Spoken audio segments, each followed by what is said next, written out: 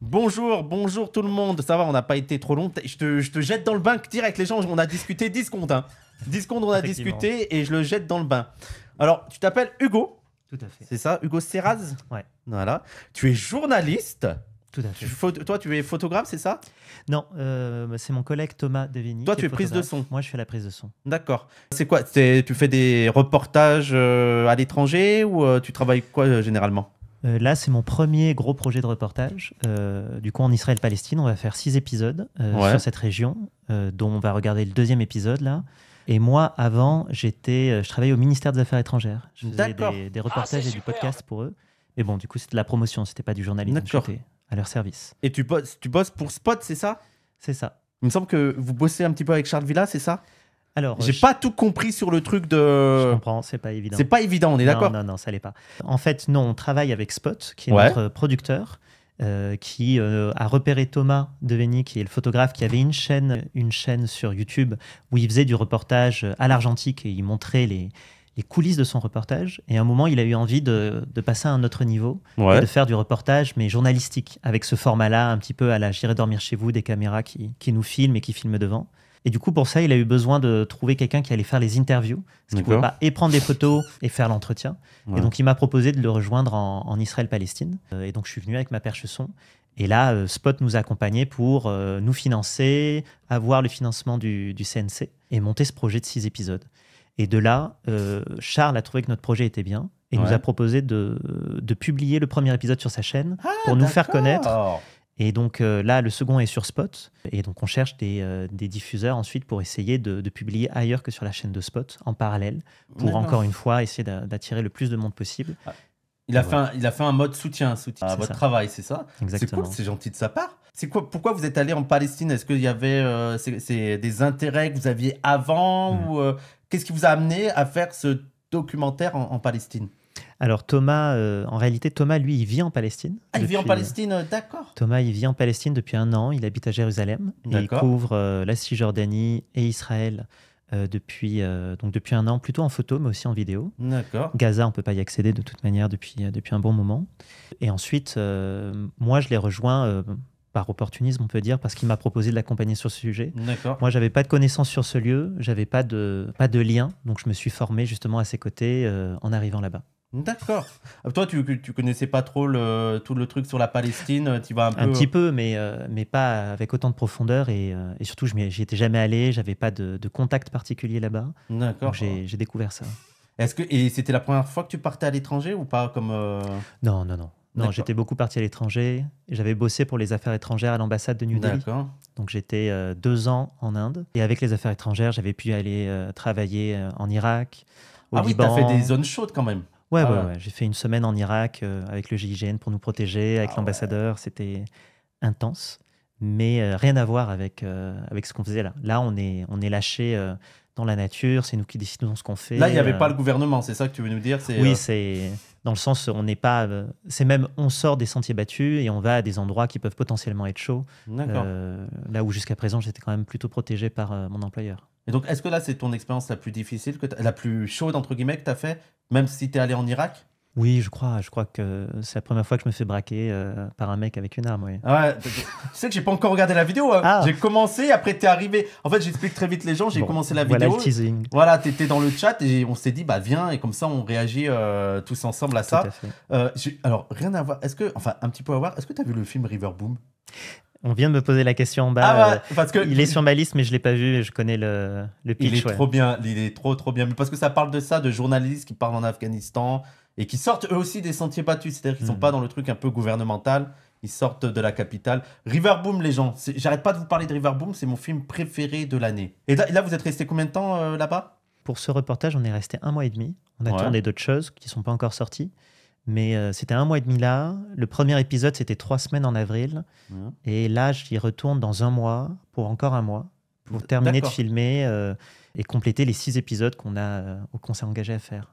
Et c'était difficile d'avoir les autorisations et tout Non. Déjà, dans l'entrée de territoire, vous êtes arrivé en Israël direct?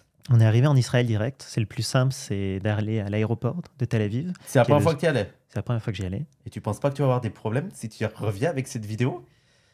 Peut-être. Moi, je t'avoue qu'on connaît un petit peu et dès que tu reviens et qu'ils voient cette vidéo, vous risquez d'avoir... Après, je pense que vous avez un peu le truc journaliste. Exactement. C'est vrai qu'il y a quand même pas mal de fantasmes sur ce que c'est Israël, ce que ne savent pas les Israéliens. Globalement, ils sont très très chiants à l'entrée et à la sortie. Ouais. Moi, je me fais interroger systématiquement. D'accord. Des fois 1h30, c'est un peu long. Mais quand on dit qu'on est journaliste, même si on n'en a pas la carte, etc., puisqu'en France, c'est dur d'avoir la carte de journaliste, ils nous laissent travailler. Ce n'est pas le cas partout. Par exemple, l'Inde, il y a un visa spécifique pour les journalistes et ils peuvent te le refuser. Israël, on peut aller travailler, on n'est pas trop entravé. Mais c'est sûr que ça peut devenir compliqué. Et moi, justement, là, l'objectif, c'est de trouver aussi des médias qui pourraient nous soutenir pour qu'on puisse avoir des lettres de mission et pas y aller en tant qu'indépendant. On n'a rien pour prouver quelque part qu'on est journaliste. Parce que vous n'avez pas la carte de presse officielle qui permet de... Alors Thomas, il l'a parce qu'il travaille régulièrement pour Arte Reportage, ce genre de choses. Moi, par contre, je suis totalement indépendant. Je suis à un statut d'indépendant, pas encore embauché, pas au service de YouTube et de Spot finalement. Donc c'est difficile de le justifier à la douane avec les Israéliens. Oui, j'imagine. Et alors, avant qu'on commence aussi, pour te situer, toi, tu regardais un petit peu les trucs de Zawa, Dani Raz ou Non, c'est Tristan, notre producteur, qui m'a branché sur vous. C'est celui qui me parle et tout sur... Par MP, d'accord. Et j'avais entendu parler de vous via lui et via d'autres youtubeurs que je connais, mais je n'étais pas un consommateur jusqu'à présent. Ah bah dis donc. Au revoir. Ça l'a fait. Non, mais après, toi, est-ce que toi, tu te situes politiquement ou tu es un peu... Est-ce qu'il y a des convictions politiques quand tu fais ces reportages ou c'est juste des trucs que tu trouves intéressants en tant que journaliste? Je pense que c'est difficile de travailler sur ça sans avoir de convictions politiques. Non, moi, je me classe moi-même à gauche, plutôt sur des politiques de séparation des pouvoirs, distribution des richesses. Tu l'expliques bien, je trouve ça très bien présenté. Ensuite, sur ce sujet-là qui est particulièrement chaud d'Israël-Palestine, moi, je ne connaissais pas trop cette affaire, sinon par les études géopolitiques. En y allant, j'ai découvert que c'était très compliqué. Et clairement, il y a... moi, je raconte toujours qu'il y a des responsabilités partagées sur cette affaire, qu'il n'y a pas des martyrisés et des bourreaux, mais que par contre, il y a très clairement un fort et un faible, que clairement, Israël est le fort et que c'est lui qui a tous les outils pour décider si on va vers une inertie de paix ou vers une inertie de guerre. D'accord. Et aujourd'hui, c'est eux qui ont le pouvoir, quoi. C'est eux qui ont le pouvoir économique, politique, militaire, diplomatique. À un moment, il faut aussi qu'ils aient quelqu'un en face avec qui échanger. Et là, c'est pas toujours évident. Clairement, le Hamas, par exemple, c'est des gens qui se sont créés avec une volonté de guerre aussi. Donc, difficile de chercher la paix avec quelqu'un qui veut la guerre. Mais pour autant, aujourd'hui et depuis toujours, c'est Israël qui a tous les leviers pour essayer de faire germer une paix. Et c'est clairement pas la direction qu'ils prennent et qu'ils ont pris depuis très très longtemps. Ça, il n'y a pas de doute sur la question. D'accord. Eh bien, écoutez, on va regarder ça. Donc ça, c'était la deuxième partie, c'est ça? Alors, je vais mettre... Ça, c'est la deuxième partie, l'épisode 2. Donc, tu vois, là, tu as le chat. N'hésite pas s'il y a des questions et tout, s'il y a des remarques, on va regarder. Et, oui, vous, juste avant, vous êtes parti, il n'y avait pas encore le cessez-le-feu, c'était encore... et là, c'est en Cisjordanie. Ça date de novembre dernier. D'accord. Ouais, ok. Et c'était en Cisjordanie? Ça, c'est en Cisjordanie. Vous allez voir, il y a plusieurs localisations, mais c'est beaucoup vers Naplouse, vers Jenin. C'est plutôt au nord de la Cisjordanie. Parce que c'est vrai qu'en fait, les gens on parle beaucoup de Gaza, mais on oublie qu'en Cisjordanie, il se passe aussi des choses assez affreuses, et notamment, il continue une forme... j'allais dire une forme. Il y a encore une colonisation qui se déroule en Cisjordanie. Ah, totalement. Parce que c'est vrai qu'on a beaucoup les yeux centrés sur Gaza. Ça fait des dizaines d'années. Ça date pas d'il y a 5 ans. Et oui, il y a des gens qui meurent en Cisjordanie pendant des raids israéliens dans des camps. C'est le premier épisode que vous pouvez voir sur la chaîne de Charles Villard. Là, on est sur la problématique des colons, donc des Israéliens qui s'installent illégalement en Cisjordanie contre les recommandations de l'ONU. Et ça fait des dizaines et des dizaines d'années. Ouais. Et il y avait une question technique, on te demandait pourquoi il y a une GoPro là. Alors en fait, la GoPro qu'on voit sur l'appareil photo de Thomas, ça permet, vous allez voir, de voir les plans où on voit comme si on était dans l'œilleton juste avant qu'il prenne la photo. Ça simule en fait ce que lui perçoit avant de fabriquer un cliché. D'accord, ok. Il y a des trucs techniques. Moi, je te dis d'emblée, je ne connais rien à la technique. Voilà, vous allez découvrir. Et alors, je peux le dire aussi, il y a 4 GoPro. Il y en a aussi 2 sur ma perche qui filment la personne que j'interviewe et qui me filment moi. Ça, c'est la GoPro qui filme Thomas en action. Et donc, le film, c'est les images fixes et ces 4 GoPro qu'on monte pour raconter l'histoire et montrer à la fois le reportage, mais aussi l'envers du décor. Comment nous, on travaille, qu'est-ce qu'il y a avant une photo, comment on choisit une photo, et puis voilà, qu'est-ce qui nous arrive, comment on est pris à partie dans des reportages. En mode J'irai dormir chez vous. Oui, mais t'en as pas.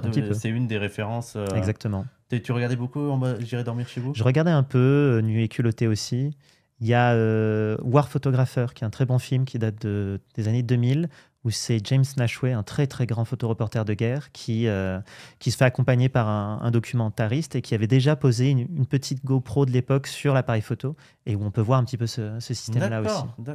C'est qui pour toi ton meilleur reporter photo? Est-ce que tu as un modèle? Moi, j'y connais rien. Tu vas me dire un nom, je dis ah ouais, mais je veux quand même savoir. J'ai une curiosité comme ça. Ah, franchement, James Nashway, c'est quelque chose. Hein. D'accord. Je recommande à tout le monde. James Nashway? Ouais. Ah non, moi j'ai vu une expo d'Éric Bouvet, je crois. Oui, Bouvet, c'est bien aussi. Il avait des photos James Nashway. Vraiment, c'est le mec. Sur chaque reportage, il te sort des pellicules où toutes les photos sont géniales. Ou alors, il y a Koudelka aussi que je recommande. Plus poétique, mais grand photographe de Magnum. Non, noir et blanc beaucoup. Surtout noir et blanc. Toi, tu préfères? Moi, personnellement, je préfère faire des photos en couleur, mais je reconnais beaucoup de force au noir et blanc. D'accord. Moi, je connais rien, mais ça m'intéresse. J'aime bien les débats entre artistes et tout sur ça. Moi, je trouve ça passionnant. Et d'ailleurs, dans River Boom, il aime beaucoup le noir et blanc, le photographe qui est vraiment engagé pour faire le documentaire. Eh bien, écoutez, une des images de Nashway. J'espère que tu me fais pas un truc de ouf. Ah oui, putain. C'est quand même beau. Hein. Ouais. Ah oui, d'accord, c'est un tank. J'avais peur qu'il soit pendu, en fait. Ok, c'est un tank et tout. D'accord. La composition est incroyable. Tu peux voir, par exemple, l'homme qui a perdu un bras en dessous, à droite. Lui, il fait autant de la photographie de guerre que ça, c'est juste un mendiant, je ne sais plus dans quel pays, si c'est Bangladesh ou quoi, avec qui il a passé des semaines et des semaines. Et c'est un portrait de quelqu'un qui vit sur des voies de chemin de fer et qui raconte une humanité aussi, mais une humanité qui est moins visible, moins criante que les grands sujets comme en Afrique, sur la famine ou les génocides. C'est vrai que je connais pas beaucoup le travail photo, mais c'est... Parce que, en fait, moi, j'ai un peu l'impression parfois que les livres photos sont un peu inaccessibles, mais bon, il y a d'autres moyens de se nourrir de ce travail, quoi. Et c'est un peu l'objectif de notre série, c'est aussi de ramener un peu du photoreportage dans la tête des gens, dans de la vidéo, et de montrer comment on fabrique une image. Et voilà, de peut-être pousser des gens à faire de la photo. C'est aussi le travail de notre producteur, Spot, d'essayer de créer des nouveaux formats sur la photographie et de faire vivre ce médium-là, qui est un art comme les autres, un art à part entière. Beaucoup de photographes noirs et blancs sont des grands passionnés de Sebastião Salgado. Oui, Salgado, c'est très très bien Alors, aussi. Moi, j'ai acheté un livre l'année dernière, un livre photo, c'est la première fois que je faisais ça, mais j'ai été charmé, j'ai été séduit par le truc, et c'est un photographe je crois que c'est en Amérique du Sud, et c'est sur les mines. Et c'est des photos impressionnantes. Je sais pas si c'est sûrement Salgado. C'est lui, je crois. Attendez. Et c'est des photos impressionnantes. Tu vois des milliers d'hommes. Oui, voilà. C'est Salgado. Et sûrement lui. Gold. Ah, c'est ça. Gold, attendez, je vais chercher. Il a fait un livre qui s'appelle Gold sur le sujet. Eh oui, c'est lui. Ça, j'ai pas acheté le pire des livres, quoi. Et elles sont impressionnantes, les photos. Ouais, lui, c'est un des très très grands aussi. Il est beaucoup plus connu, c'est pour ça que je ne l'ai pas cité tout de suite, mais du grand public, je veux dire. Mais lui, en plus, il sait faire de la photo de nature. Il a fait un très beau livre qui s'appelle Human. Parce que la Gold, c'est que sur ses mines, mais Human, ça reprend plein de photos d'humains à travers tous les reportages qu'il a fait dans le monde. C'est un économiste à la base, d'ailleurs. Ah ouais, c'est pas un photographe. D'abord, je vais dire. Et après, il s'est mis à la photographie. On dirait un cauchemar. Les gens, c'est ça la force des photos. On dirait l'enfer. Vraiment, c'est assez impressionnant et de voir le monde qu'il y a là-dedans. Moi, j'aime beaucoup ce genre de discussion, je te le dis. Moi, j'avais commencé la vidéo de Blast sur Gaza et la rapporteuse de l'ONU, justement. D'accord. Pareil, je me suis arrêté à 6 minutes. Je n'ai pas eu le temps de regarder avant notre interview. T'as un média que tu consommes beaucoup? Moi, j'aime bien ce que fait Blast. Vraiment. Ouais. Mediapart, pareil, c'est incroyable. Et Le Monde pour tout ce qui est très général. D'accord. Et puis YouTube, il y a quand même tellement de choses sur YouTube. D'accord. Eh ben allez, let's go. On regarde ce documentaire. C'est parti. Essaye de négocier avec l'armée.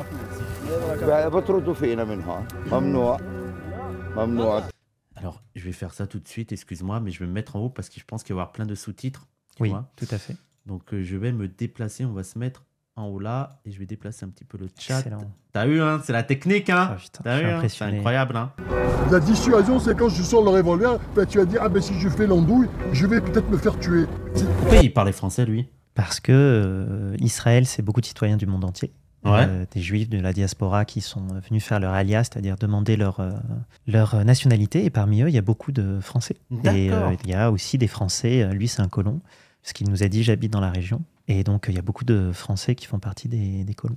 C'est ça qui a un peu un truc absurde là-dedans. C'est qu'il y a des gens qui n'habitent pas du tout là, que ce soit français, américains ou je sais pas quoi, et qui viennent prendre la terre de gens qui sont là depuis, je sais pas, peut-être 2, 3 générations, voire plus. Voire beaucoup plus. Et qui viennent en mode, c'est chez moi. Tout à fait. Et avec souvent un argument qui va donner, qui est c'est à Israël. C'était au peuple juif, les tout débuts du peuple juif, la 1000 justification, ans avant Jésus-Christ, ou même 2000 ans, je n'ai plus tout à fait les chiffres en tête. Oui, découvre la colonisation. Non, mais on peut quand même...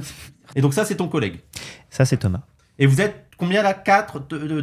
2. Ah oui. On n'est que 2. Ah ouais, mais vous n'avez pas peur, vous êtes fous. Mais vous prévenez quand même des gens que, par exemple, quand vous allez une journée... Oui, on est entouré de journalistes là-bas, français. Et ensuite, là, vous allez le voir. Ce qu'on a gardé à l'image, c'est surtout des moments où on y allait avec des ONG, qui étaient des ONG souvent israéliennes, dans lesquelles il y avait et des Israéliens et beaucoup d'internationaux. Donc on y était rarement tout seul, mais ça nous arrive souvent d'être tout seul sur le terrain. Ouais. Et on a aussi, il faut le dire, on va le voir à l'image, on a un fixeur, parce qu'on fait jamais ça tout seul. On a toujours des gens... Fixeur, c'est quelqu'un de là-bas qui aide pour trouver, qui vous guide en fait. C'est ça. Nous, on parle ni hébreu ni arabe, donc en plus on peut pas se débrouiller seul. Mais de toute manière, dans des situations comme ça, on a toujours besoin de quelqu'un qui connaît les gens, qui connaît le terrain, qui peut nous préparer. En fait, c'est le cas de tous les journalistes. Il n'y a aucun journaliste ou presque qui part de France et qui va faire son reportage tout seul en Israël. On trouve des gens qui nous font entrer, qui négocient pour nous les entrées. Et les fixeurs, c'est des gens qui ont l'habitude de faire ça. Je me demandais, est-ce que c'est presque leur métier? C'est leur métier. Et c'est souvent des gens qui savent parler plusieurs langues et qui donc... Pas forcément. En fait, pour chaque sujet, il y a un fixeur particulier. D'accord. Si par exemple, si tu es au Liban et que tu vas aller voir les gens du Hezbollah, tu as besoin de quelqu'un qui est connecté aux gens du Hezbollah et qui te fait rentrer. Et en qui ils ont confiance. Nous, quand on va aller dans un camp de réfugiés en Cisjordanie, on trouve quelqu'un qui connaît quelqu'un dans ce camp et qui peut nous y faire rentrer. Même chose côté israélien. On connaît des gens qui négocient pour nous des accès au fait. Merci. T'as un truc à dire, par exemple? Ouais, non, force à toi pour ton taf. Hein. Moi, j'avais vu le React et oui, c'est fou. Non, mais c'est vrai, c'est fou. Mais c'est trop bien parce que ça a permis de découvrir sa chaîne et leur taf et tout. Ouais, c'est fait pour ça. C'est fait pour ça. Alors, des verres de bien de chez nous, de la France Insoumise, ça te dérange pas, j'espère? Non, ça va. Ça va. Je te sers comme ça parce qu'on va beaucoup parler, donc on va avoir envie de boire. Je suis désolé si je coupe souvent les gens, mais j'aime trop discuter, ça te dérange pas? C'est un peu aussi le principe du React, tu vois, c'est aussi d'alimenter la discussion à travers les images. Moi, c'est ce que je voulais depuis le début. Je suis très content d'être avec vous tous sur le chat et avec toi ici. Ah bah ça fait plaisir. ترجع هذه عمرها 32 سنة يعني ترجع تنتج زيها بدها 32 سنة. C'est vrai qu'il y a un truc qu'on parle peu, c'est aussi la destruction de l'environnement en Israël. Tout à fait. Ouais. Et il y a aussi beaucoup... Nadav, alors c'était un militant de Tzedek, un juif antisioniste, et qui était venu et qui disait qu'il y a un truc qu'on ne pointe pas beaucoup, bah, c'est aussi l'enjeu sur les arbres, la destruction notamment des oliviers, voilà, un écocide et tout. Toi, tu as remarqué ça un petit peu ou Je ne saurais pas avoir des proportions. Ouais. J'ai pas vu des champs à perte de vue rasés ou brûlés. Ce qui est sûr, c'est que, on va le voir, c'est toute une séquence de ce reportage. L'une des représailles, c'est de détruire des oliviers, des champs entiers d'oliviers qui ont pris des dizaines d'années à pousser, voire pour certains des centaines. Et ça abîme la nature et les écosystèmes. Et j'imagine que ça la démoralise. Je pense que c'est un truc... Quand tu as hérité d'un olivier sur 5 générations et qu'on te le détruit, et que tu ne le verras pas retrouver sa taille avant de mourir, même avant que tes enfants n'en meurent, c'est dur. Ouais, j'imagine. Ouais. Ils en pleurent. Le nom de notre série. Vous travaillez tous les deux sur ça, c'est ça? Vous allez faire ça ensemble? Tout à fait. Voilà, d'accord. Bon, on suivra en tout cas, on suivra. Et tu reviendras le mois d'après. Avec plaisir, tu seras si vous bienvenu voulez. pour react au reportage. Aux nouvelles. Mais de toute façon aussi, je la mettrai sur YouTube et sur YouTube en description. Les gens, je le dis tout de suite, vous aurez les liens en description de tout votre travail. Bonjour à tous, je m'appelle Thomas Deveni. Et moi, Hugo Serral. Et on... J'aime beaucoup le plan où vous avez mis votre matos. Pour bien repérer, toi c'est le son, Voilà. lui c'est la photo. Maintenant, vous saurez. Pour ce nouvel épisode, on a enquêté pendant un mois sur les récoltes d'olives en Cisjordanie, une activité essentielle pour la survie économique des agriculteurs palestiniens. Vous allez le voir dans ce reportage, on a pu prouver la complicité entre les colons et l'armée israélienne pour empêcher les Palestiniens d'accéder à leurs terres. Et eux, quand les Israéliens, ils veulent aussi prendre leur agriculture, j'imagine. Ou ils veulent juste les chasser pour construire des trucs dessus. Ça varie, c'est au cas par cas, mais souvent, ce qui est important, c'est récupérer la terre. Ensuite, que ça soit une terre brûlée, ou une terre où il y a encore des oliviers à exploiter, ou une terre où il y a des maisons, finalement, c'est pas très grave. L'important, c'est de posséder la terre et de retourner, dans leur vision, de refaire de la Cisjordanie, qu'ils appellent la Judée-Samarie, à un endroit géré par des Juifs. D'accord. Aujourd'hui, c'est plus de 700 000 colons qui vivent en Cisjordanie et qui revendiquent des droits sur cette terre. Combien 700 000 Ouais, il y a 700 000 colons en ce moment en Cisjordanie. C'est énorme. C'est beaucoup. Ensuite, il ne faut pas essentialiser, il y a plusieurs types de colons. Il y a les colons vraiment là-bas pour radicaux parce que c'est la volonté divine, il faut récupérer ces terres aux Arabes. Il y a les colons qui veulent juste se faire de l'argent. Et il y a aussi tout un tas de quartiers de Jérusalem qui sont construits au-delà de la démarcation et qui sont donc des colons. Mais en fait, c'est plutôt des habitants de Jérusalem qui voulaient des appartements chers et qui sont installés là-bas voilà, il y a différentes dynamiques, mais les gens qu'on va rencontrer dans ce reportage, c'est vraiment la frange dure qui vient se poser très loin de la frontière du mur avec Israël et qui viennent se poser là, construire des villages et des villes pour reconquérir le territoire. D'accord, ouais, c'est les colons les plus radicaux qui ont une justification religieuse. C'est vrai qu'il y a aussi des colons qui ne croient pas forcément au discours religieux, mais c'est juste l'appât du gain, quoi, j'imagine. Il y a ça, et puis ça, vous le verrez, c'est un épisode qu'on sortira après le prochain reportage, où on allait dans une colonie interviewer des gens, et on a eu plusieurs gradations. Tu as aussi des gens qui se sont installés en Cisjordanie il y a 40 ans, à une époque où ça posait de problème à personne et où ils allaient dans le village musulman d'en face pour les mariages et où ils invitaient les musulmans d'en face à venir dans leur mariage. Il y avait une cohabitation. Il y avait une cohabitation qui existait. Voilà, c'est l'époque où Israël n'était pas gouverné par un gouvernement d'extrême droite. D'accord. C'est moi, j'ai dit croave. Désolé si j'ai dit croave. C'est à l'oral, parfois on fait des fautes, les gens. Pendant un mois, on a enquêté sur ces événements et on s'est rendu sur plusieurs récoltes d'olives avec des activistes internationaux et israéliens venus aider les Palestiniens. Ce matin, on reçoit un message de Vivi, une des activistes. Elle nous propose de les rejoindre sur une récolte dans le nord de la Cisjordanie. C'est des ONG, c'est ça? C'est l'activiste Alors oui, on a accompagné 2 ONG, Fazra et Rabbis for Human Rights. Et donc, c'est des ONG qui réunissent des volontaires, soit israéliens, soit internationaux, beaucoup des États-Unis et d'Europe. Le concept de ces ONG, c'est de dire... en particulier quand il y a des Israéliens, c'est de dire si à un moment l'armée ou les colons arrivent, ils pourront pas s'en prendre au groupe de la même manière que s'il y avait que les Palestiniens, parce que forcément. Ah oui, c'est aussi un moyen de calmer leurs ardeurs qu'il y ait des occidentaux, non, ouais, des occidentaux qui soient là, journalistes et tout pour qui se calment un petit peu, parce que pour eux ça va être plus dur que si c'était que des Palestiniens. Oui, et puis je sais pas, frapper un Israélien, l'Israélien il peut porter plainte dans son pays, alors que frapper un Palestinien, il sait que le Palestinien il portera pas plainte parce que ça n'arrivera jamais à bout. J'en profite, j'ai vu un commentaire tout à l'heure qui disait sur les pionniers que c'était quand même illégal parce qu'ils s'étaient installés contre le droit international. C'est vrai, tous les Israéliens qui s'installent en Cisjordanie n'ont pas le droit de le faire. Aux yeux de l'ONU, des traités internationaux, etc. D'accord. Ça n'enlève pas... le fait qu'ils s'entendent bien avec le voisinage, ça n'enlève pas le fait qu'ils n'avaient pas le droit de le faire. Oui, mais ça fait partie de... Je veux dire, il y a la situation générale de colonisation, et ça n'empêche pas que parfois, quand tu vas dans le niveau micro, qu'il y a des cohabitations qui peuvent être positives. Ça n'empêche pas le côté général de colonisation de dire il y a eu des cohabitations qui sont plutôt bien passées à un moment donné. Tout à fait.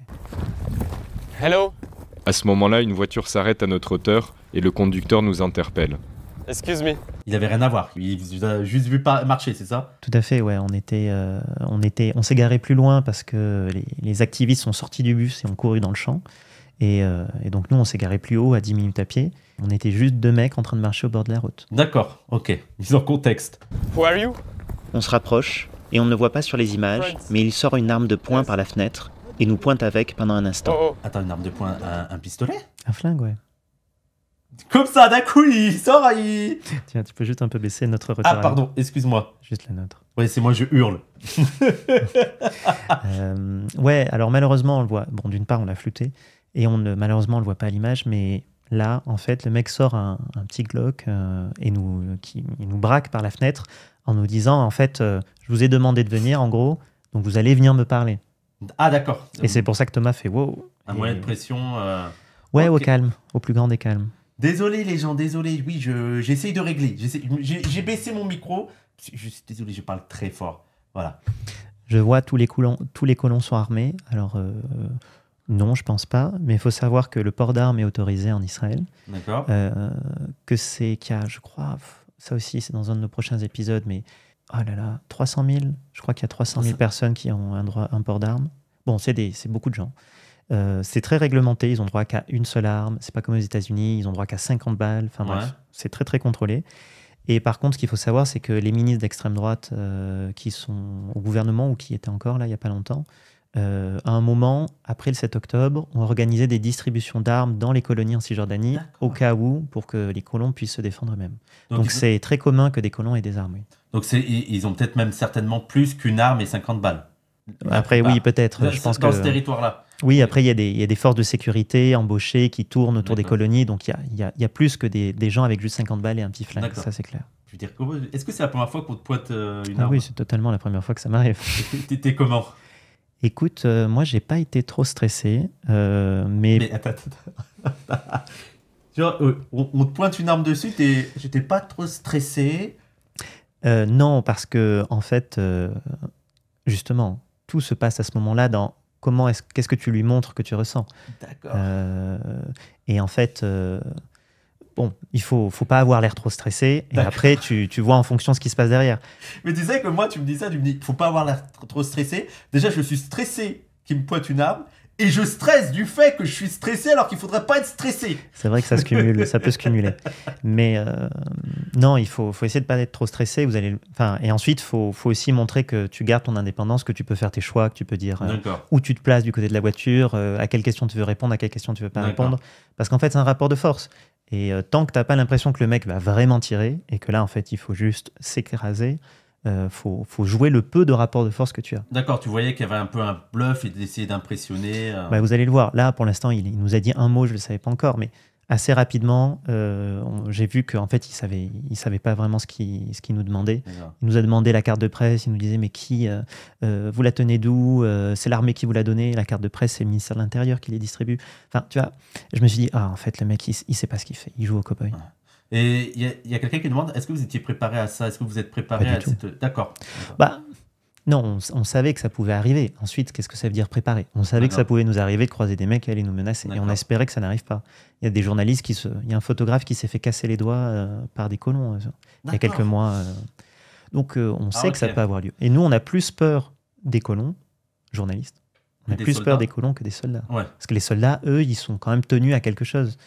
En tout cas, avec les Occidentaux, les Palestiniens, c'est autre chose. Mais avec nous, ils sont tenus à un minimum de respect.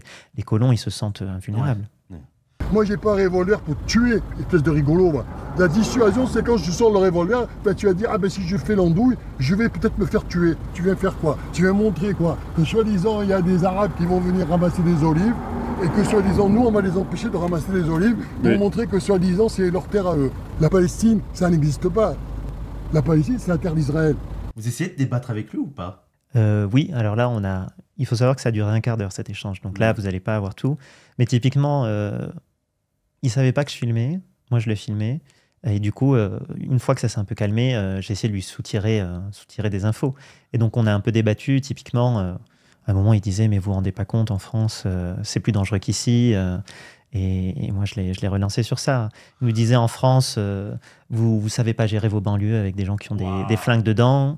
Moi, je disais, mais en Israël non plus, apparemment, vous avez du mal à gérer les gens qui sont en Cisjordanie, par exemple. Et puis après, on a un peu parlé sur pourquoi il y a la guerre, pourquoi il n'y a plus la guerre avec l'Égypte, pourquoi il n'y a plus la guerre avec la Jordanie, alors que c'était le cas avant, que c'est quand même des Arabes, que du coup, on peut faire la paix avec les Arabes quand même, des fois, apparemment. Mais lui, en France, il est déjà un petit peu d'extrême droite. Alors, il nous a dit que... Il nous a dit quoi? Je crois qu'à un moment, il nous a dit que dans sa jeunesse, il était trotskiste. Ah ouais. Et que depuis, il a compris la vérité du monde. D'accord, ok. Il a mûri. Voilà. Ah, d'accord, je vois. Ça nous arriverait à nous aussi. D'accord. Ah oui, parce que vous êtes jeune. Oui, exactement, il nous a dit ça. Ça appartient à l'État d'Israël ici.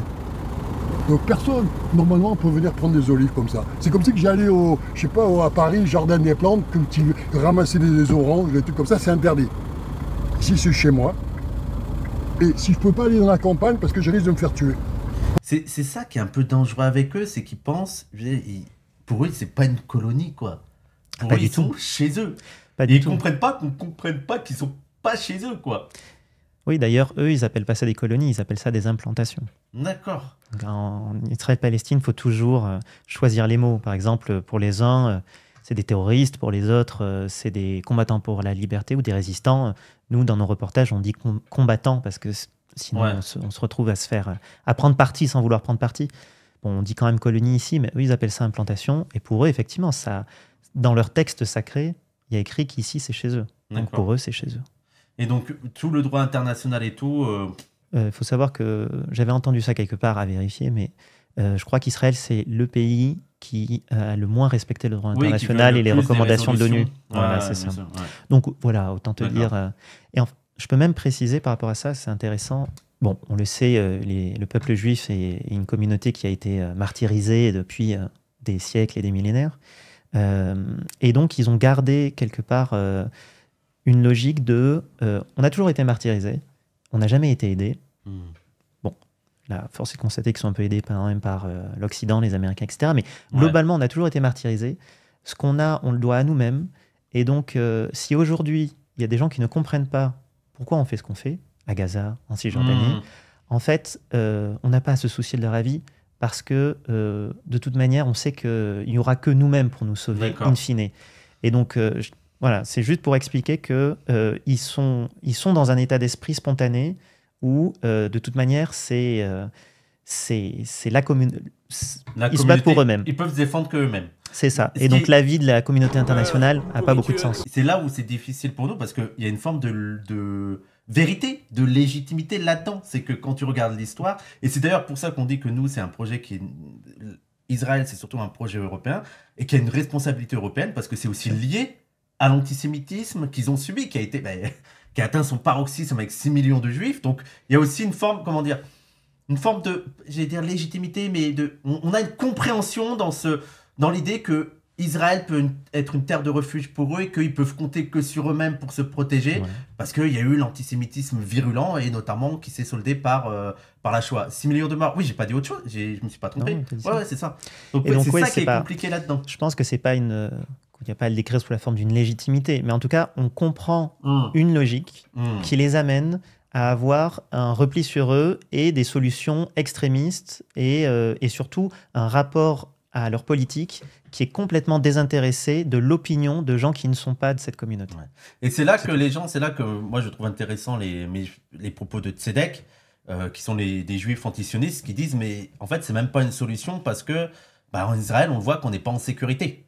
Qu'il y aura, sur une terre coloniale, il y aura toujours la guerre, il y aura toujours des gens qui vont essayer de se battre. Donc même là, et c'est ça qui est c'est Simon qui exposait ça dans une émission, il disait, mais même là, on n'est pas en sécurité. Donc il y a peut-être des choses à repenser pour faire en sorte que sur ce territoire, juifs et non-juifs, arabes et tout, peuvent vivre en sécurité. Pour l'instant, on voit que ce n'est pas le cas. D'une part et d'autre, c'est l'insécurité permanente. Non, aujourd'hui, la politique qui est menée par Israël, ce n'est pas une politique qui présage la paix. Ouais. Alors qu'ils en auraient la capacité. Alors qu'aujourd'hui, il ne faut pas oublier qu'il y a quand même 2 millions de musulmans qui sont israéliens. En Israël, je ne parle pas de la Cisjordanie et de la bande de Gaza. Qu'il y a aussi des chrétiens, qu'il y a toujours eu en fait toutes ces communautés qui se mélangeaient. Et que si aujourd'hui ils ont pu faire la paix avec l'Égypte, ils ont pu faire la paix avec la Jordanie, ils sont en train de se rapprocher de l'Arabie Saoudite, et c'est d'ailleurs ce rapprochement qui a précipité un petit peu le 7 octobre, c'est qu'à un moment, ils pourraient faire la paix avec les gens qui sont plus proches. Mais c'est un autre agenda qui est nourri par le gouvernement en place maintenant. D'accord. Pourquoi je suis armé? Pour jouer au cow-boy, pour défendre ma vie, et celle de ma femme et de mes enfants. Toi déjà, c'est pas sûr que tu retournes en France. Est-ce que vous pouvez juste... Il voulait dire quoi là? Il vous menace? Il nous menace totalement. D'accord. Mais de nouveau, c'était Là, ça faisait déjà un moment qu'on avait compris qu'en fait, il racontait n'importe quoi et que bien sûr qu'on allait pouvoir rentrer en France. Mais voilà, l'important, c'est qu'il est dans de l'intimidation. Il a quand même une arme. On ne sait quand même pas trop comment réagir. Et voilà, l'important, là, c'est de se débarrasser de lui, en fait. Tu bluffes, Martoni. Non, il bluffe pas. Juste me rendre ma carte, s'il vous plaît. Si, monsieur. Elle avait pris votre carte? Thomas lui avait donné sa carte de presse. D'accord. C'est bon. Et là, il vous l'a laissé? Il nous l'a rendu. D'accord. Mais vous allez voir, il nous la rend et il s'en va parce que l'armée prend le relais. D'accord. Ah, ok, d'accord. Ah oui. Ah oui. Là, moi, je suis pas bien, je vois ça. Mais nous, on est plus rassurés d'avoir affaire à eux. D'accord, c'est ça. Paradoxalement, oui. En vrai, c'est plus rassurant parce qu'il y a un minimum de règles qu'ils doivent respecter. Mais là, vous n'avez pas de fixeur, là, vous êtes parti tout seul. Là, le fixeur, c'était un peu la sauce. D'accord, On rejoignait, oui, mais ok. vu que, en fait, eux, ils étaient dans un bus avec un chauffeur qui allait se garer plus loin. Ah oui, et d'accord. ils ont tous sauté et nous, on pouvait pas garer la voiture au bord. D'accord, ils vous ont attrapé avant que vous les rejoigniez. Ouais, Ok. on a littéralement passé 3 minutes en dehors de la voiture, hein, ça n'a pas tardé. Hein. Ah oui, oui, c'est vrai. Ça a été très vite. On quitte la zone et on rappelle notre contact auprès des activistes. Hello Vivi, how are you? Still going on? Ça maîtrise l'anglais, hein. C'est le minimum pour faire ce travail?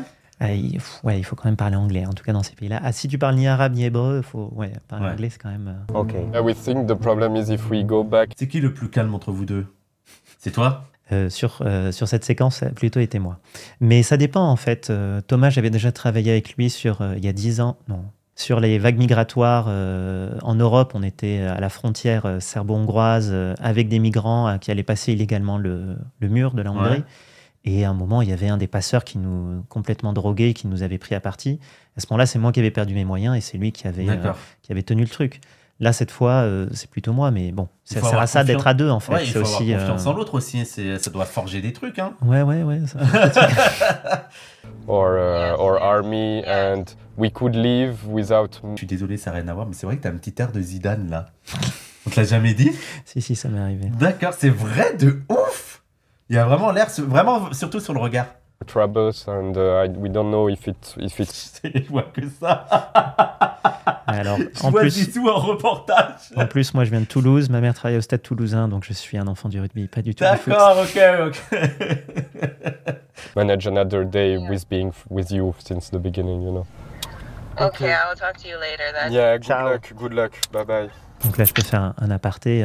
Vous voyez que c'est la première qu'on vous montre de séquence. On essaie d'aller sur un champ, on est bloqué. Là, on va aller vers une deuxième. En tout, on est parti 6 fois sur le terrain.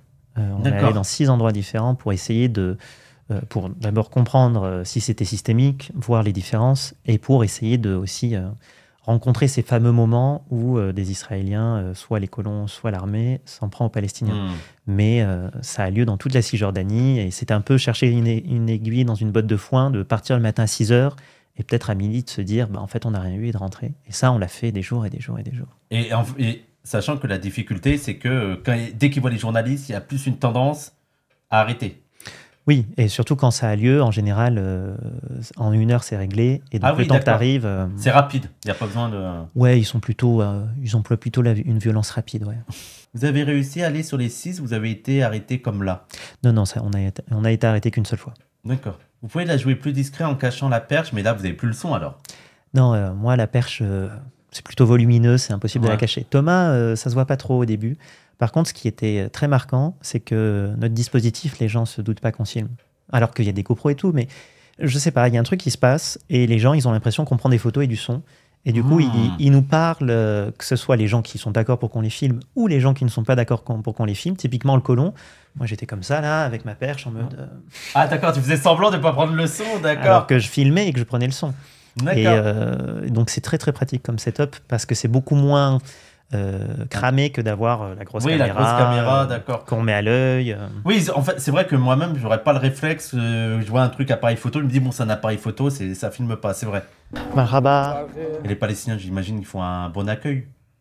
Est-ce que eux, ils ont conscience que ça peut être mobilisé pour faire voir des choses? Alors, typiquement, vous pourrez voir dans le premier épisode, on est vraiment qu'avec des Palestiniens dans un camp de réfugiés, après 3 jours de raid de l'armée israélienne, on découvre la ville détruite avec les gens qui sortent de leur maison. Et donc là, on a été entouré, entre autres, de brigades, donc des Palestiniens armés qui font la guerre aux colons. Et donc, on est entouré de mecs avec des armes, du Hamas, du djihad islamique, qui sont pas trop chauds pour qu'on les filme, mais en même temps, ils nous voyaient, ils nous ont laissé travailler. Ils avaient quand même. Tu penses que vous avez gagné un peu leur confiance ou Ouais, on était beaucoup de journalistes, on était une quarantaine de journalistes sur ce raid, et donc voilà, nous, pas plus que les autres. Mais en tout cas, je pense qu'ils ont plus le sentiment que c'est à leur avantage d'être filmés que l'inverse. En tout cas, moi, j'ai jamais eu peur des Palestiniens. J'ai jamais eu peur des Palestiniens. Ensuite, voilà, peut-être qu'à Gaza, c'est autre chose. En tout cas, là, j'ai jamais eu peur. Non, mais alors Gaza, oui, déjà pour y rentrer, mais on voit le nombre de journalistes qui est mort à Gaza.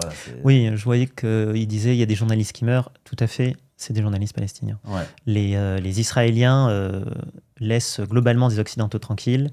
Il y a quand même eu des journalistes morts, plutôt du Moyen-Orient, genre Al Jazeera, etc. Ouais. C'est des bureaux qui ont été fermés à plusieurs reprises. Si j'avais une tête d'arabe, je me sentirais pas. C'est aussi bête que ça. J'aurais une tête de quelqu'un de Moyen-Orient, je me sentirais pas aussi bien et aussi protégé que là. Et puis, il faut aussi savoir qu'il y a par contre des activistes, des gens comme nous, là, comme ceux autour de nous, que vous allez voir, qui se sont pris des balles, qui sont morts. Une Turque, dans mes souvenirs, il y a quelques mois. Donc non, c'est quand même dangereux. Hein. Moi, j'ai l'air tranquille. C'est quand même dangereux. D'accord, je pense pas qu'on puisse... Il faut pas pour autant dire que c'est la guerre dans ces zones-là. En tant que journaliste blanc, on n'est pas à prendre autant de risques qu'en Ukraine, par exemple. Mais c'est pas zéro risque. Mais c'est pas zéro risque pour autant. Au Liban, ils ont tiré sur l'AFP et Reuters notamment. Ou alors au Liban, moi j'ai des journalistes, j'ai une amie qui travaille pour l'Humanité au Liban. Elle vit autre chose que ce qu'on a vécu là. C'est-à-dire qu'elle m'a dit un jour, pendant qu'il y avait la guerre, maintenant il y a un cessez-le-feu, mais j'ai hésité à aller dans le centre-ville de la ville et finalement je suis allé travailler à l'hôpital. Pendant que j'étais à l'hôpital, il y a une bombe qui est tombée, ça fait s'écrouler 3 immeubles. Voilà, elle a failli mourir. Oui. Moi, j'en suis pas... on n'a pas vécu ça, nous. C'est ça, il y a des gens qui disent qu'il n'y a pas des frappes à l'aveugle aussi, pas en Cisjordanie, mais au Liban... Il y a en Israël, en fait, on dit que c'est un pays en guerre. C'est un pays qui est en guerre, mais c'est pas un pays qui vit vraiment la guerre comme ce qu'on imagine. Il y a eu les missiles de l'Iran, il y a les roquettes qui partent de Gaza ou qui partent du Liban, mais globalement, c'est à 90% intercepté. Quand c'est pas intercepté, ça tombe souvent dans la campagne ou sur des zones militaires. Il y a des drones, mais ça touche plutôt des zones militaires. La population, elle est souvent prévenue avant, on va se mettre dans des abris. Moi, ça m'est arrivé d'entendre une alerte à Tel Aviv et d'aller me mettre dans un abri. D'accord, oui, ça doit être flippant. Donc c'est flippant, mais je veux dire, la guerre en Israël, pour, de nouveau, pas les Palestiniens, pour les Blancs et les Israéliens, ça fait infiniment moins de morts que les accidents de la route. Les Palestiniens, c'est autre chose. Eux, par contre, on va les chercher dans leur maison, ils se font bombarder par les Israéliens. Ouais, il y a un autre traitement. Ouais. Alors, au cas où, hein, ici, c'est très pro-palestinien. Oui, j'étais là à l'autre live, j'ai vu.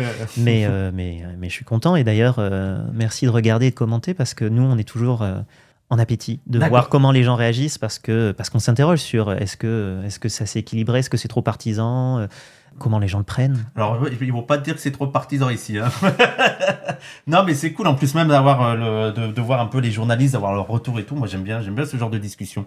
On va rejoindre des internationaux, des activistes qui viennent aider les Palestiniens à récolter leurs olives. Juste au pied d'une colonie, on voit qu'il y a déjà des soldats de l'armée israélienne qui guettent au-dessus du champ. Politique hier.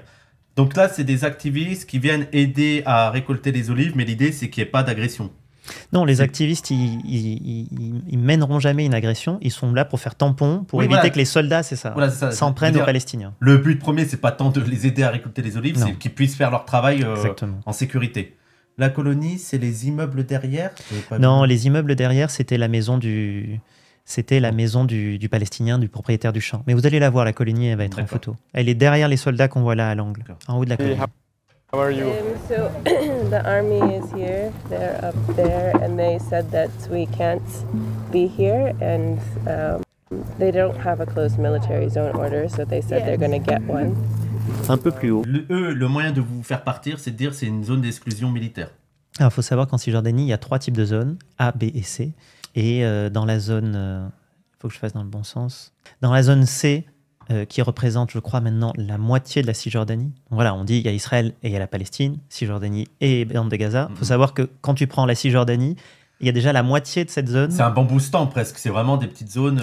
C'est des petites zones, mais donc la moitié de ce territoire est zone C, c'est-à-dire que c'est Israël qui gère la sécurité, donc qui gère l'armée, qui s'y promène, et qui gère aussi l'administratif. Donc il dit, cette zone on peut construire, celle-là on peut pas construire, etc., etc. Il y a une zone B où c'est Israël qui gère la sécurité et l'autorité palestinienne qui gère l'administratif, et il y a quelques zones A qui sont en fait juste les grandes villes où tout est géré par les Palestiniens.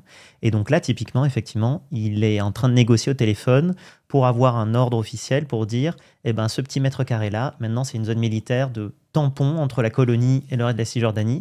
Donc, en fait, en tant que zone militaire, vous n'avez pas le droit d'être là, même pour ramasser des olives. Oui, désolé, j'ai dit bamboustan, bantoustan, pardon.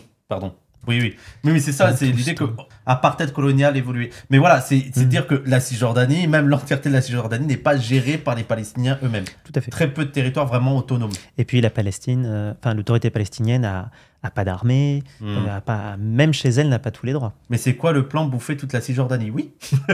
Le plan, c'est annexer la Cisjordanie. Pour les plus radicaux, c'est ça, quoi. C'est vraiment d'aller. Et même pour les moins radicaux. Et moi, c'est pas juste la frange. La plus radicale. C'est pas juste de l'Overtone, hein, c'est beaucoup de gens d'Israéliens veulent annexer la Cisjordanie. Mais je me rappelle que Meir Habib, quand il était député, parlait de c'est le terme qu'ils utilisent, tu l'as dit Judée-Samarie. Judée-Samarie, voilà. Donc oui, c'est un plan pour... Il y a beaucoup de gens qui ont comme plan de conquérir ce territoire-là.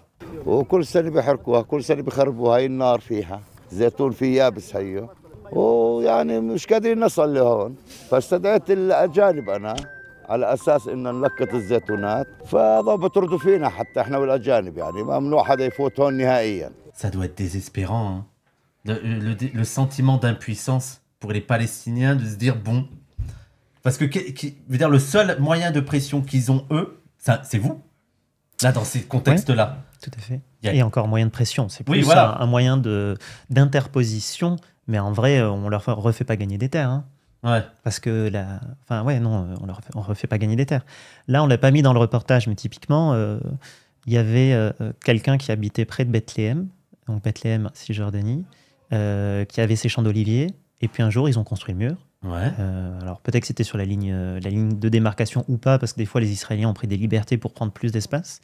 Mais en tout cas, lui, il avait des champs dans cette région, et un jour, ils ont construit le mur, et en fait, la moitié de ses champs se retrouvaient de l'autre côté israélien. Et lui, il n'a pas le droit d'y aller en Israël. Donc il y a des gens qui se sont fait spolier la moitié de leur terre. Ouais, c'est ça à peu près, ouais. Il a dit que c'est comme ça chaque année, mais il continue à pouvoir cultiver à certains moments. Comment y accéder? Je pense qu'il y a certains moments où il ne peut pas aller cultiver, c'est ça? C'est pas forcément... Je pense que la récolte des olives, c'est un moment particulier. Je ne suis pas sûr que la zone militaire, elle soit permanente. Donc peut-être que pour le faire vite, ils en font une temporaire. Donc, il n'a pas le droit d'accéder à ces oliviers. La saison des olives passe parce que dès qu'il commence à trop pleuvoir, les olives sont perdues. Dès que c'est perdu, finalement, ils n'ont plus besoin de négocier, de venir faire chier ce mec pour garder cet espace. Et l'année d'après, ils reviennent juste à ce moment-là. Et d'ailleurs, c'est le propos de tout ce reportage, c'est que les colons, ils viennent emmerder les Palestiniens à ce moment particulier parce qu'ils vont se faire une partie de leur argent de l'année à ce moment-là. Et qu'en fait, si tu les emmerdes pendant 1 mois et demi, assez longtemps, la récolte, elle est perdue. C'est vraiment une pression constante. C'est de les pousser à bout, quoi. Tout à fait. C'est rendre la vie impossible, en fait. Oui. Donc là, vous voyez, à gauche, tout en haut, la colline, on voit des petits bâtiments blancs, des bungalows et tout. Là. Et ça, c'est la colonie. Il y aura un zoom tout à l'heure. D'accord. Le téléphone, c'est... Le téléphone, c'est juste les Palestiniens qui n'éteignent jamais leur téléphone. Qui laissent sonner... فوقهم بيوتهم فوق عادي يعني بدون مشاكل بعدين بلشوا المستوطنين يعملوا لنا مشاكل بعد ما عملوا الجامعة هاي تاعت جامعة الدينية.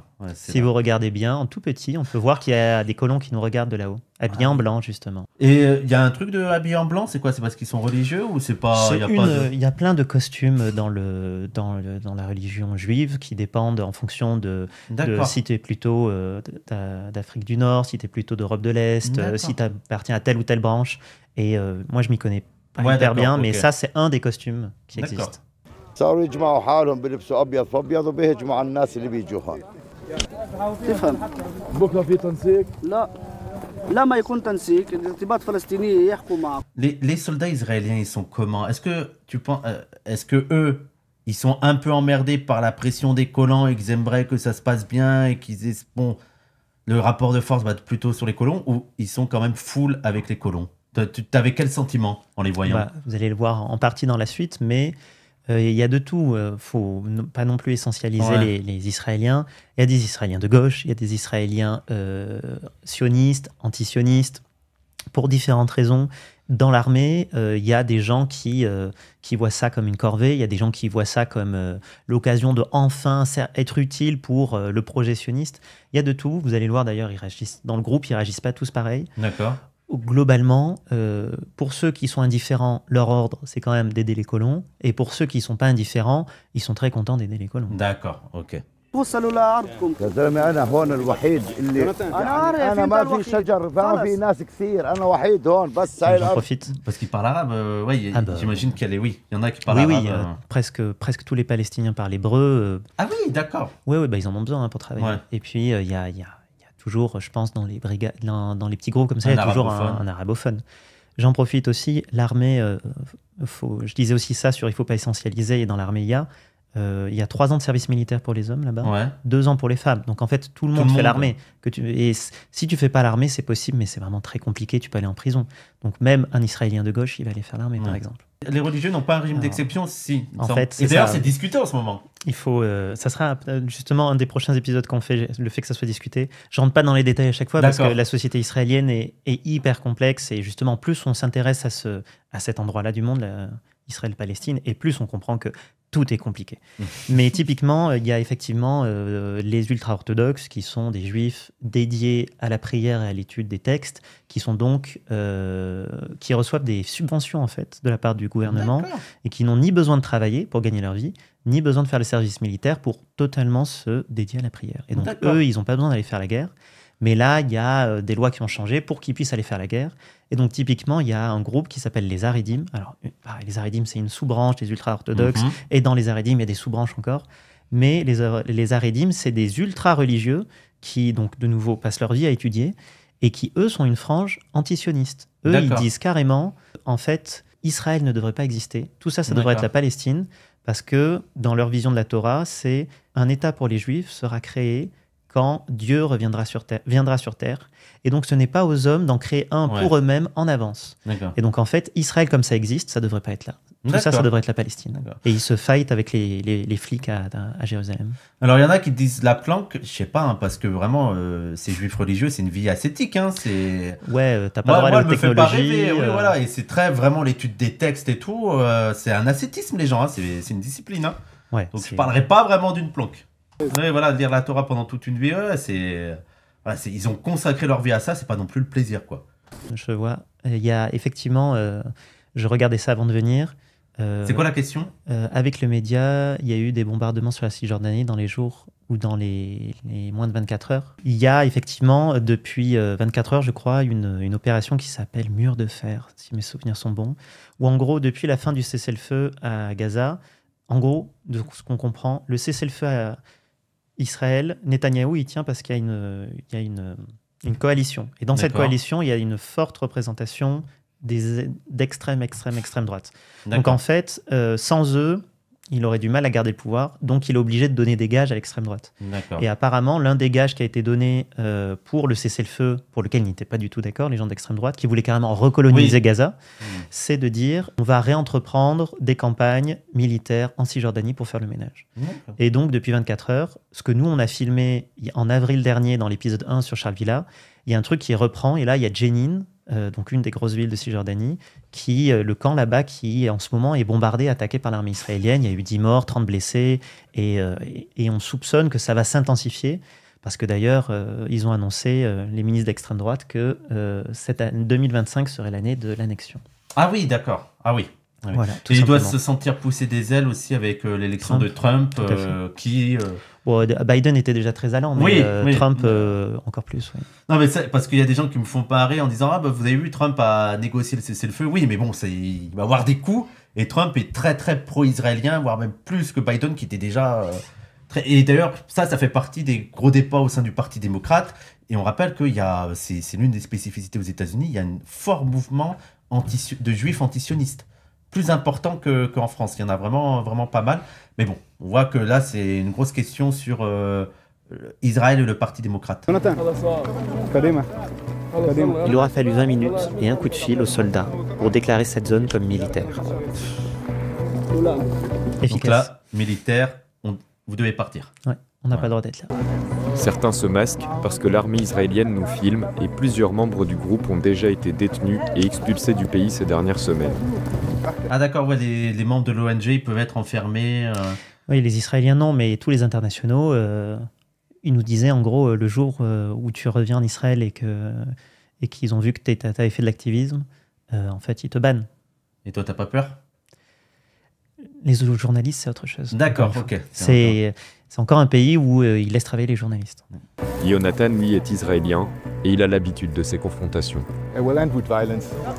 In recent months, one woman was killed over the past month.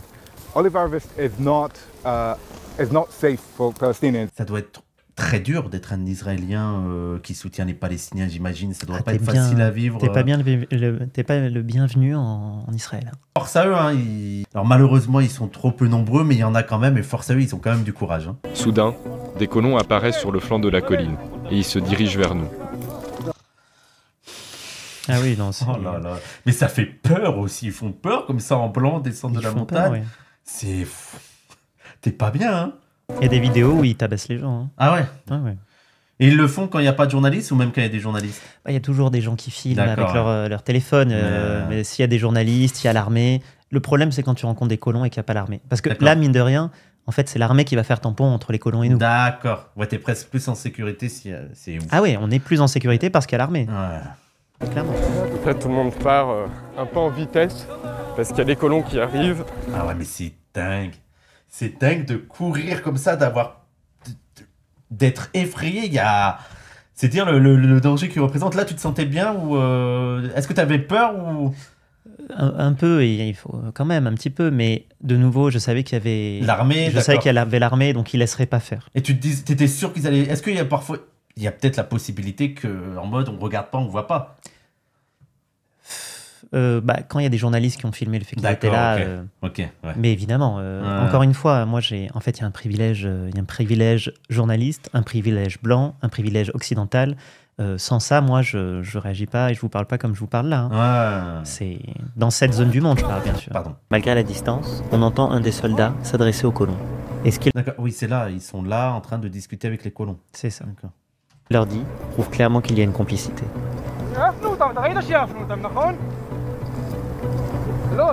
La photo est belle, mais c'est terrible. Hein. C'est déprimant. Oui, c'est beau. Hein. Mais c'est beau, la région. Moi, je rêverais de visiter la région, quoi. C'est magnifique. Oui, c'est beau.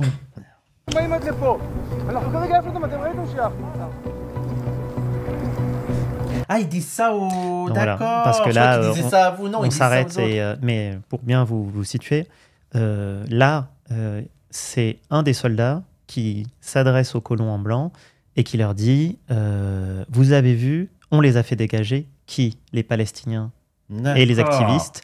Jusqu'ici, jusque là où vous êtes, vous pouvez venir. Voilà, on a fait notre travail, on les a fait partir. Et donc là, vous voyez qu'ils traînent dans les champs dans lesquels nous, on était. On ne sait pas ce qu'ils vont y faire. Et encore une fois, vous voyez la colonie là-haut. Et là, vous voyez encore une rangée de mecs qui regardent ce qui se passe. Ah oui, c'est vrai que oui. Il y a eux et il y a eux là-haut. Ouais. Et donc, mais eux d'ailleurs, ils peuvent aller sur le truc d'exclusion militaire. Oui, ils ont le droit d'y aller. C'est une exclusion militaire pour les protéger. Palestiniens, ouais. Mais c'est ça, moi, en fait, parfois, je me demande comment ils arrivent à garder parfois le sourire, les Palestiniens. Et ils sont forts, hein. Parce que t'as un sentiment d'injustice qui fait que ça doit être horrible à vivre, quoi.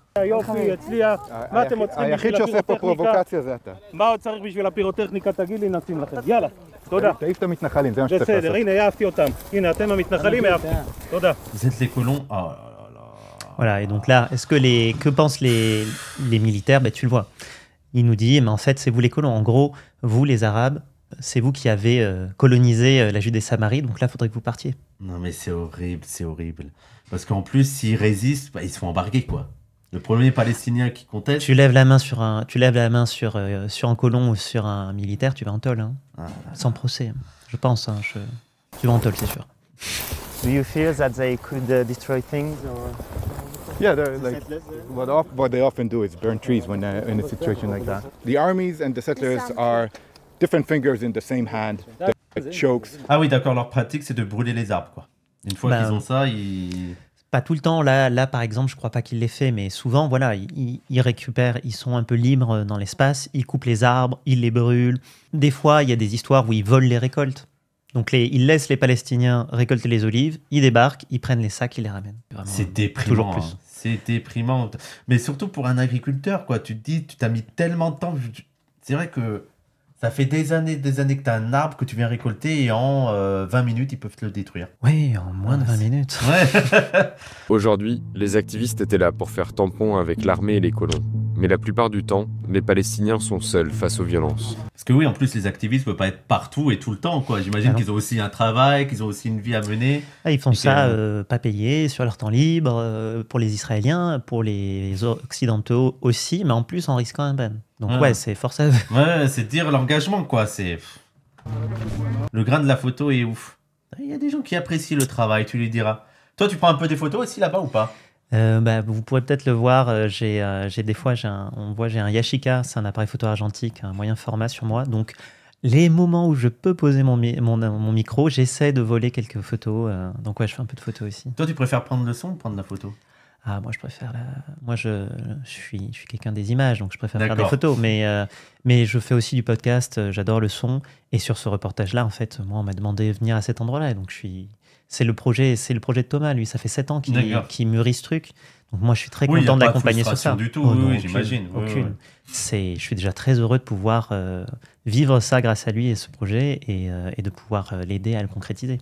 On se rend au village de Jaloud, où une attaque de colons a eu lieu la veille.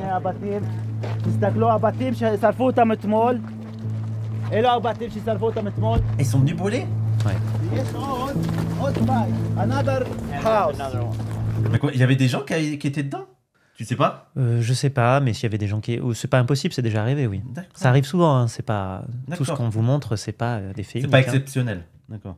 And Yesha Kodesh, or Esh Kodesh, which means holy fire. Okay, we own this Itzhak farms for us. We're Palestinians, but we are also Americans. Donc lui, c'est le propriétaire de la ferme, c'est ça? C'est la propriétaire d'une des maisons qui a brûlé. D'accord. Ils sont plusieurs, c'est ça? Ils sont plusieurs à vivre au même endroit avec leur ferme? Là, c'est tout un village, donc oui, il y a du monde. Et donc là, ce qui vous montre, c'est que... Et c'est ça qui est drôle, c'est que lui, c'est un Américain, en fait. Ah ouais, d'accord. Il est palestinien, mais il y a plein d'Américains qui sont à l'immigration. Il y a plein de Palestiniens qui reviennent vivre au pays ou qui ont de la famille au pays et qui sont américains, et lui, il a son passeport américain. Donc il faut savoir que les États-Unis qui donnent des armes et des moyens à Israël, entre autres pour son entreprise de colonisation, eh ben, ça peut tuer ou blesser des citoyens américains.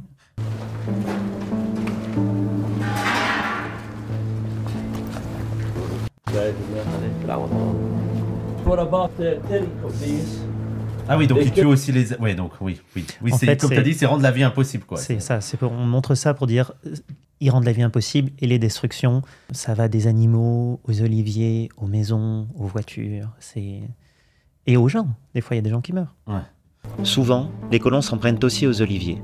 Notre fixeur, Bassam, nous emmène sur un champ près de Jenin, où tous les arbres ont été coupés. Face à tous ces incidents, l'autorité palestinienne est impuissante. Le gouverneur palestinien de la région est venu rendre visite au propriétaire pour le soutenir et répertorier les dégâts. Et l'autorité palestinienne, c'est ça?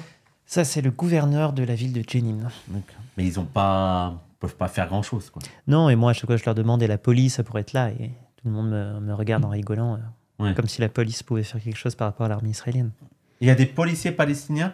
Il faut bien quand même... il fait donner l'impression de... Oui, et puis il y a quand même quelques villes où il faut bien un moment gérer les affaires courantes, un vol, un machin, un truc. D'accord. Mais il n'y a pas d'armée, et puis... Ouais. Oui, je trouve qu'elle est incroyable, cette photo. Oui. Voilà. Je suis là, je suis avec mon costume, mais voilà, quoi. Non, j'arrive pas à comprendre. Ils n'ont pas de notion basique d'humanité. Ils se rendent compte des monstres qui... je pense que le problème, c'est qu'ils sont persuadés d'être dans leurs droits. C'est ça, le... Et par rapport à tout ce que tu racontais tout à l'heure sur leur histoire, leur passé, quelque part, il y a un peu ce truc de... nous, on sait ce que c'est, le génocide. Et puis un génocide avec une proportion qu'il faut quand même... on parlait de 6 millions de personnes plutôt juste pour la Deuxième Guerre mondiale, mais il y a eu les pogroms depuis des millénaires. Bon. Et donc, quelque part, ils en font une espèce, à tort, d'argument d'autorité de « nous, on sait ce que c'est, nous, on l'a vécu, venez pas nous donner des leçons ». D'accord. Et est-ce qu'il n'y a pas aussi un peu l'idée de « si nous, on ne le fait pas, eux, ils vont nous le faire ». Évidemment. L'idée que les Palestiniens sont dangereux, d'accord, c'est horrible, mais eux, s'ils ont l'occasion, ils vont nous virer, ils vont nous tuer, ils vont... C'est tout à fait l'argument pour lequel ils ne veulent pas d'une solution à 2 États. Ils disent, en fait, si on crée un État palestinien, au-delà qu'aujourd'hui, avec toute la colonisation, la Cisjordanie, tu ne peux pas en faire un État en traçant une frontière, un trait, ils disent, cet État fera exactement comme ce qu'a fait Gaza, et il investira son énergie et son temps à construire une armée pour reprendre nos terres. C'est d'ailleurs très drôle parce qu'une partie des Israéliens avec qui j'ai discuté sont un peu dans le déni où ils disent cette solution à 2 États, on lui a déjà donné une chance avec Gaza parce qu'on s'est retiré militairement. Mais en fait, ils nient totalement le fait qu'ils ont fait un blocus et qu'un peuple, une population qui ne peut pas sortir facilement, qui ne peut pas exporter des marchandises, qui n'a plus de ports, plus d'aéroports, ça peut pas, s'il y a de l'argent qui vient, ils peuvent pas juste construire le nouveau Dubaï. Tu vois. Oui, bien sûr. Il n'y avait pas les moyens de gérer comme si c'était un vrai État. Oui, et puis au-delà, tu restes en prison en fait. Donc, et ils disent, donc voilà, ça c'est la preuve, ce qui s'est passé à Gaza et le 7 octobre, c'est la preuve que 2 États, ça peut pas marcher. Et nous, on peut pas faire confiance aux Palestiniens pour qu'ils veuillent pas nous faire la guerre plus tard. Et ça, tu vois, moi je peux pas leur dire ils ont raison ou tort. Je sais pas, personne ne le sait. Mais en tout cas, ce qui est sûr, c'est que de ce côté-là, il y a un espoir. Du côté de on rase Gaza, il n'y a pas plus d'espoir avant que maintenant. À un moment, on ne peut pas tous les tuer. Enfin, je dis on. Les Israéliens ne peuvent pas tous les tuer. Personne ne veut les accueillir, ni l'Égypte, ni la Jordanie, ni l'Europe, ni personne. Donc à un moment, tu fais quoi de 2 millions de personnes ? Et bien là, voilà, on va reconstruire. Okay. Oui, là, c'est donc une fuite en avant. On a enlevé la pression de la cocotte minute, on va remettre le bouchon, et c'est quoi le projet ? C'est que dans 30 ans, ça recommence.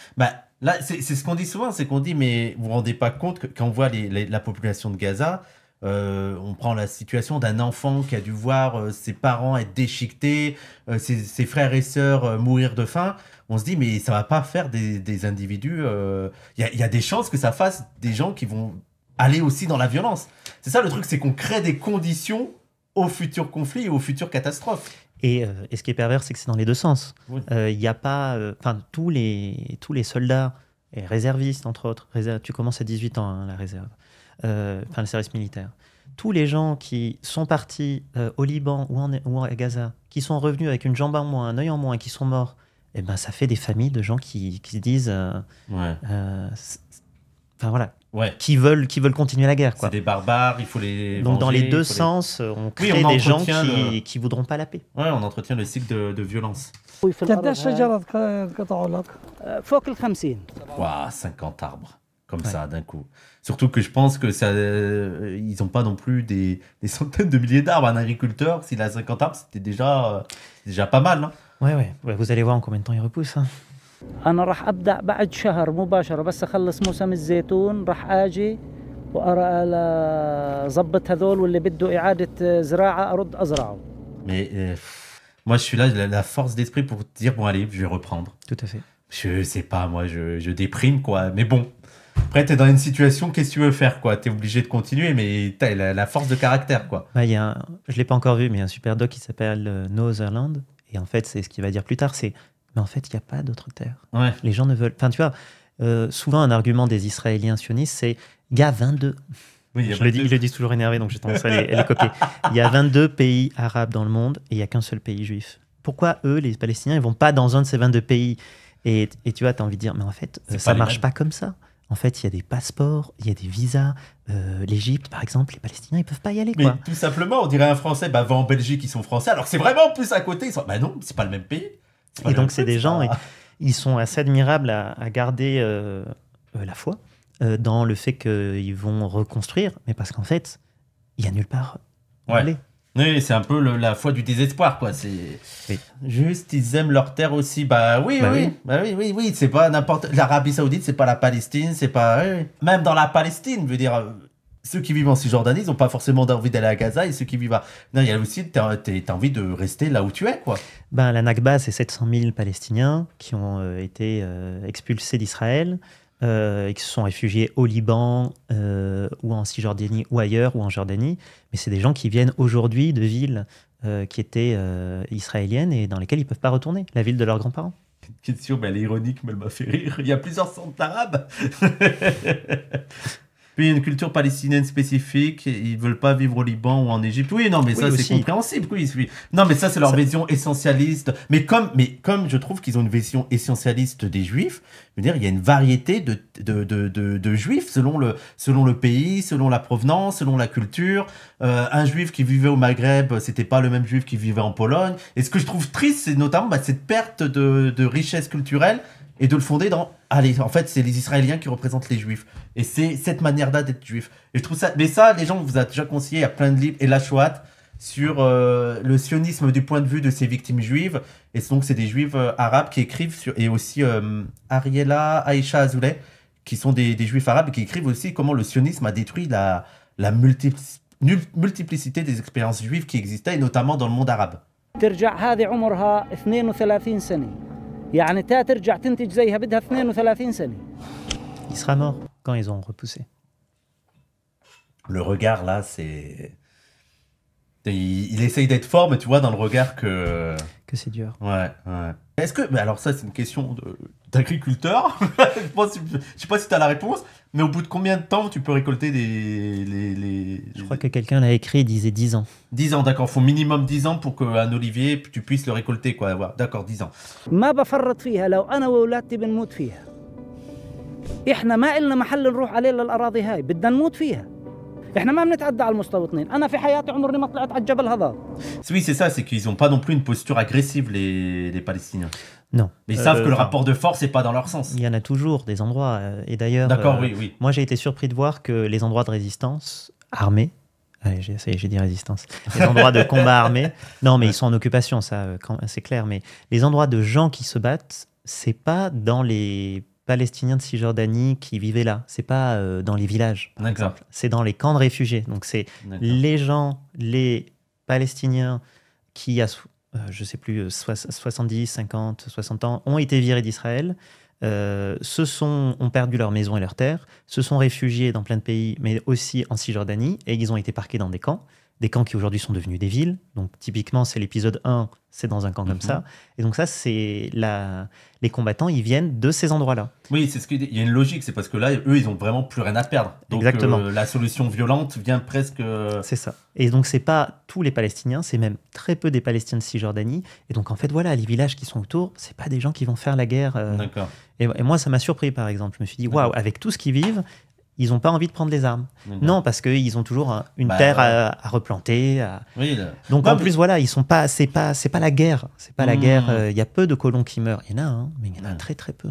Ils sont dans la lutte extrême depuis leur naissance. 76 ans pour la Nakba. Merci. Il y a une stratégie de cultiver autre chose que de l'olive sur ces terres. Je sais pas si tu... Oui, il y a d'autres choses. C'est une terre assez aride, quoi. Donc, ça dépend des endroits, effectivement.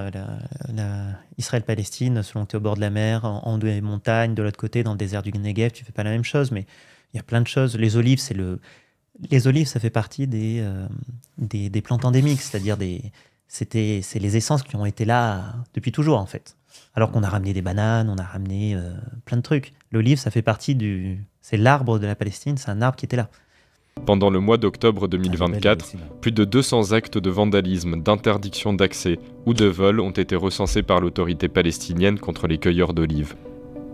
Le gouvernement israélien et ses 2 ministres d'extrême droite parlent de plus en plus ouvertement d'annexer la Cisjordanie et ses colonies. Et voilà, les gens, je vous mets le lien vidéo. Allez mettre des pouces et tout. Alors moi, je peux pas te mettre un... Ah si, je peux. Allez mettre des commentaires et tout, ça aide.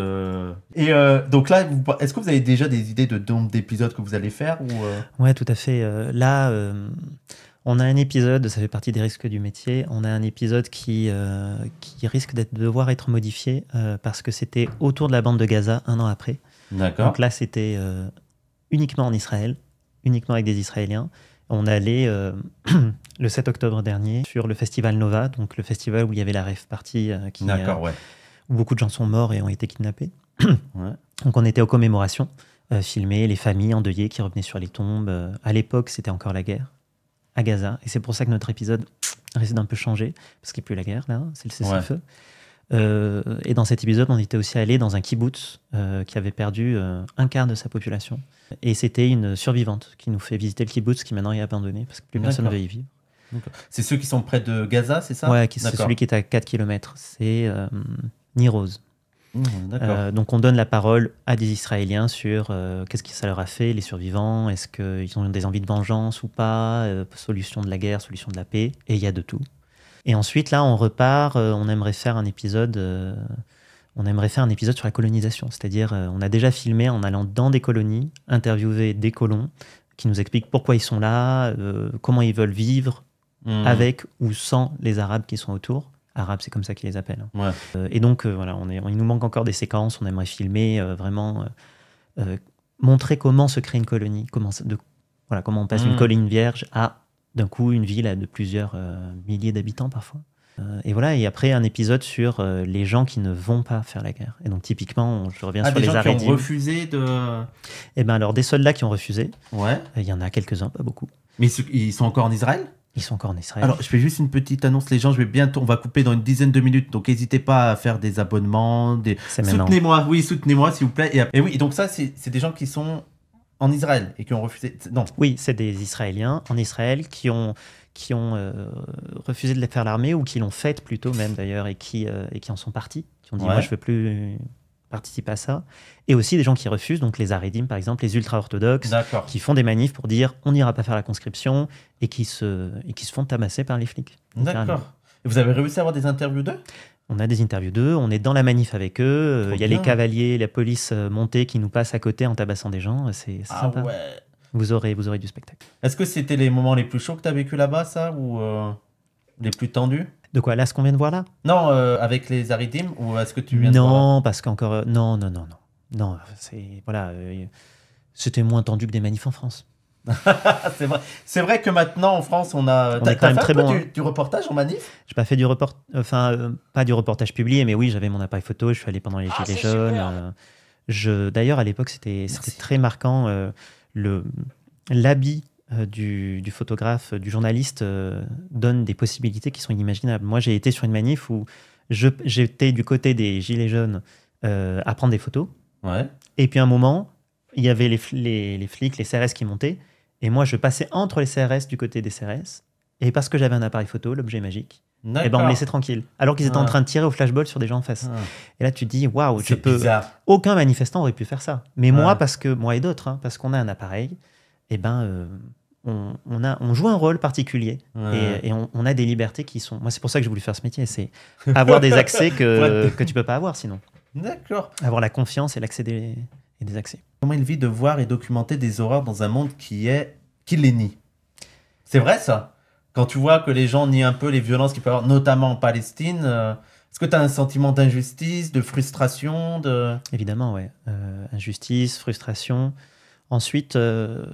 moi, j'en veux pas aux gens, donc, ni les Israéliens, ni les Palestiniens, ni les mecs d'extrême droite, parce que y a toujours des raisons derrière. C'est comme quelqu'un qui commet un crime, je sais pas, tuer quelqu'un, violer quelqu'un, il est responsable de ça, il faut qu'il soit puni. Mais il y a tout un cheminement avant. Oui, il y a un parcours. Les gens ne naissent pas mauvais comme ça. Moi, c'est pas je suis plutôt de ce bord-là, ouais. Et donc les Israéliens il y a une scène qu'on mettra où on est sur une colline d'où on voit Gaza. Et on voit des bombes, pendant qu'on y était, 1 heure, il y a 3 bombes qui sont tombées. Et c'est des panaches de fumée de 50 mètres de large sur 100 mètres de haut. C'est pas des petites bombes. Et donc, il y a des gens qui viennent sur cette colline pour regarder ça, prendre des photos et les regarder aux jumelles. Et donc, à un moment, nous, on regarde ça, il y a une fille qui est venue et qui nous a dit « C'est beau, n'est-ce pas ?» En parlant de la... Et tu vois, t'es face à ça, tu dis « Waouh, ok, intense. » Et en fait, moi, ça m'intéresse plus de discuter avec eux pour dire « Mais à quel moment t'en finis ?» par dire ça avec sincérité, parce qu'elle était sincère. Même à prendre du plaisir là-dedans. Même à prendre du plaisir. Donc c'est très frustrant, c'est intéressant pour autant, et par contre, ça montre qu'il y a... À discuter avec eux, tu comprends où sont les peurs, où sont les traumas, et tu commences à voir à quel endroit tu pourrais essayer de trouver un chemin, une politique pour réconcilier. Mais tu vois aussi que ce qui est vraiment déprimant du coup, c'est de voir que cette politique n'est pas du tout en entreprise aujourd'hui. Et que sûrement il faudra, et ça on nous l'a dit, des Israéliens nous l'ont dit, il faudra sûrement plusieurs générations avant qu'on aille vers des gens qui soient capables d'accueillir ça. Aujourd'hui, la survivante de Niroz, elle nous disait, moi, alors que j'ai failli mourir et que mes voisins sont morts, je ne pense pas qu'il faille faire la guerre à Gaza. Je pense qu'il faut une solution de paix, de négociation. Par contre, je ne peux plus accueillir des Palestiniens.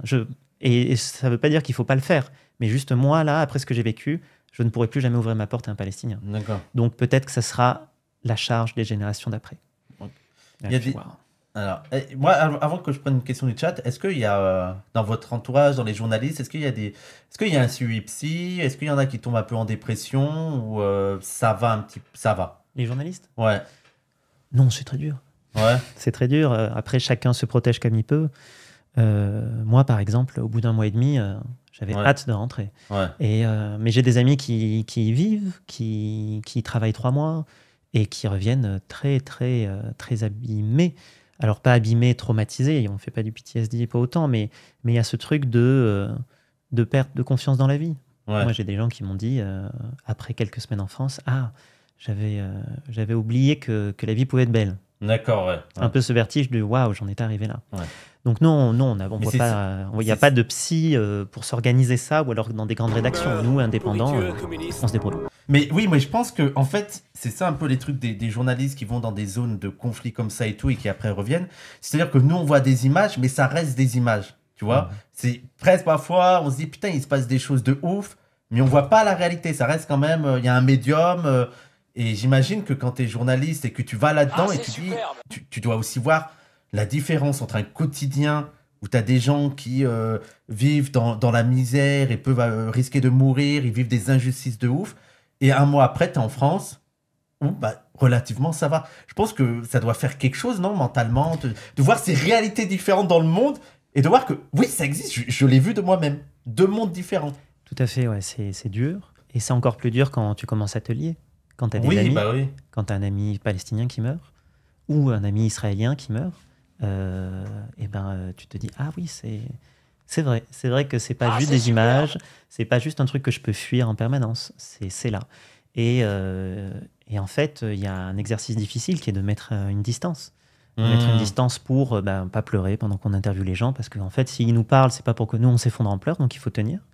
Et puis, une fois rentré en France, pour pas être hanté, parce qu'on ne leur rend pas service à ne plus être capable de travailler sur un sujet comme celui-là. Il y a des gens qui arrêtent, et c'est dommage. Il y a quelqu'un qui demande, est-ce qu'il y a des versions longues de vos docus? Scènes coupées, commentaires Non, pour l'instant... Ça, on fait un peu les commentaires, là. Ça sert un peu totalement, de là, c'est la première fois qu'on fait un backstage un peu du sujet. On n'a pas d'endroit où on publie des rushs entiers. C'est déjà beaucoup de travail, en vrai. Et pour l'instant, on n'a pas encore pris ce temps, ni encore vu l'intérêt, mais on est là pour apprendre, et peut-être qu'il y a un intérêt à faire ça et qu'on le fera à l'avenir. Mais là, ouais, on les sort déjà 6 épisodes, je peux vous dire que c'est beaucoup. Là, ce reportage, on y a passé trop de temps d'ailleurs, mais cet épisode 2, on y a passé 15 jours. Quoi. Je pense qu'après, j'imagine, il y a quand même parfois des moments de joie bien sûr. moments. Voilà, il y a des moments de partage. Il y a des belles choses. Ouais, j'imagine. Il y avait une question. J'ai ramassé beaucoup d'olives. J'ai ramassé des kilos d'olives. Elles sont bonnes? Ouais, j'ai fait ma propre huile. Ah ouais? Ouais, bien sûr. Ah oui, est-ce que... Donc là, tu as dit que tu étais allé voir aussi les kibboutz et tout. Est-ce que vous avez l'idée, alors mais je pense que c'est très difficile à réaliser, mais de faire un reportage dans des combattants du Hamas ou du djihad islamique ou des trucs comme ça, ou du FPLP, ou est-ce que ça vous botterait, ou c'est risqué? J'imagine qu'en tant que journaliste, il y a quand même la curiosité. Le premier épisode, c'était un peu ça quand même. On les a pas interviewés directement parce qu'ils nous connaissaient pas, mais on est quand même à quelques mètres d'eux, et puis on filme l'enterrement de leurs proches. Mais bien sûr, nous, on adorerait aller voir un moment les brigades à Jenin, à Nourcham, ailleurs, et travailler avec eux. C'est pas tant dangereux pour nous, c'est dangereux pour eux.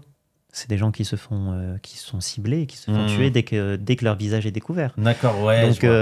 Donc c'est déjà nous d'avoir les accès d'abord, et ça c'est pas évident.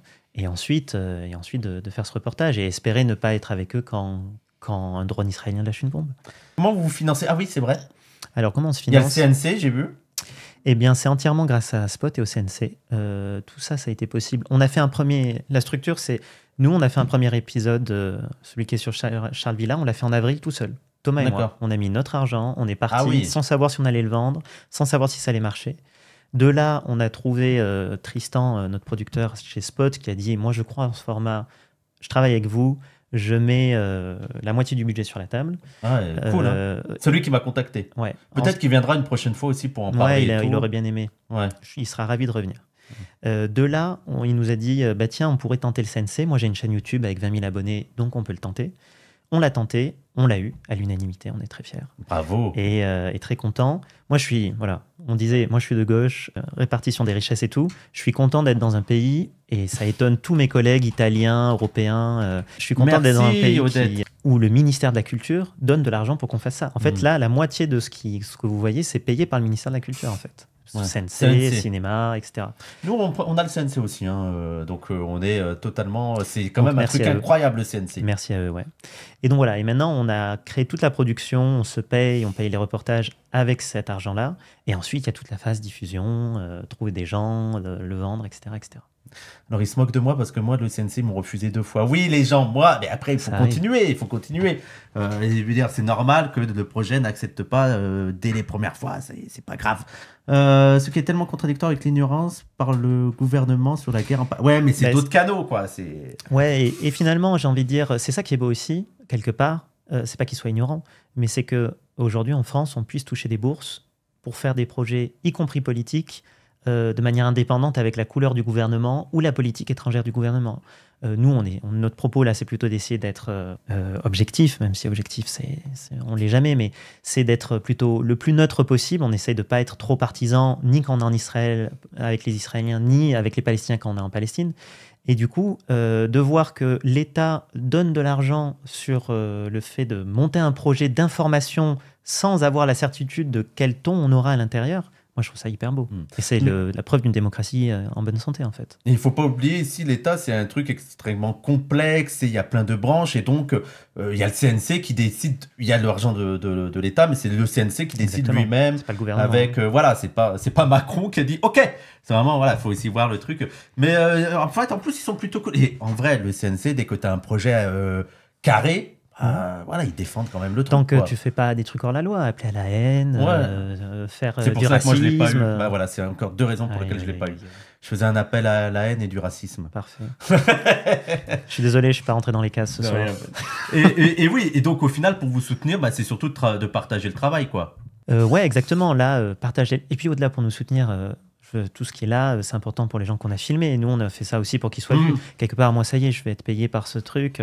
Alors, bien sûr, si vous regardez, ça va me permettre d'y repartir, de le faire d'autres projets. On aimerait faire plusieurs saisons de ça, aller répliquer ce dispositif dans d'autres pays, sur d'autres conflits. Donc, liker, commenter et partager. Voilà. Mais pour partager pour que d'autres gens pour que les vidéos soient recommandées auprès d'autres gens, pour que juste les gens comprennent un peu mieux ce conflit, parce que c'est vraiment très présent dans notre débat. Et ça mériterait que les gens sachent un peu plus ce qui s'y passe. J'ai traité que des sujets, les migrants, Israël-Palestine, la guerre en Ukraine. Et tu te détends comment? J'écoute FIP. FIP, la radio jazz.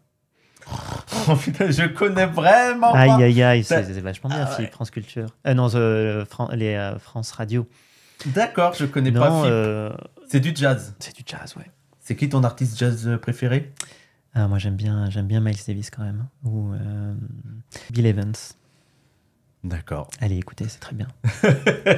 Trop bien, FIP. France Inter Paris. Ah, d'accord. France Inter, c'est autre chose, c'est France Radio. Et il y avait quelqu'un qui me demandait, niveau formation, tu as fait quoi? À la base, j'ai fait une école d'art. Moi, je suis graphiste. Je fabriquais des livres à la base. Et puis après, je me suis dit que je voulais raconter les histoires et pas seulement faire l'enveloppe. Et donc, ensuite, je suis allé faire de la presse écrite. Et après, je me suis formé tout seul à la vidéo. Et après, j'ai fait un service civique, service civique? Non, un volontariat international en administration, un VIA. Je conseille, vachement bien, à l'ambassade de New Delhi. Et c'est là qu'ensuite, je suis un peu plus rentré. J'ai recablé avec la politique. Alors, attends, excuse-moi. Oui, Sam, ton stream s'appelle Débat entre deux TV. Ah oui, pardon. Parfait. Mais non, mais c'est parce que c'était la première vidéo. Débat entre deux TV. Non, mais c'est bien d'être prévenu juste à la fin. Non, je repars content. Mais après, je mets Dieudo vs Attal. Mais bon, après, et je mets React avec un journaliste qui a travaillé en Palestine. En capitale. Désolé. Oui, ils ont dit que tu avais une voix parfaite pour FIP. Parfait. Ouais, malheureusement, c'est que des femmes. Je suis sûr que tu as déjà fait des voix off de radio et tout. T'aimerais bien? Ah, j'adorerais. Moi, si j'ai besoin pour un générique, tu dis oui? Je suis là. Ah, trop bien, trop bien. Cassandre est en live. Eh ben écoutez, je vais vous envoyer chez Cassandre. Merci à toi. N'hésitez pas à quand même faire des dons là si vous voulez. Merci à toi. Je vais essayer de... Et je mettrai sur YouTube, je pense, la semaine prochaine. Super. Eh ben c'est super. Merci beaucoup les gens. Merci à vous. Merci à toi Hugo. Merci à tous. Merci encore Hugo. Et à la prochaine. Merci. Salut, salut. Ciao.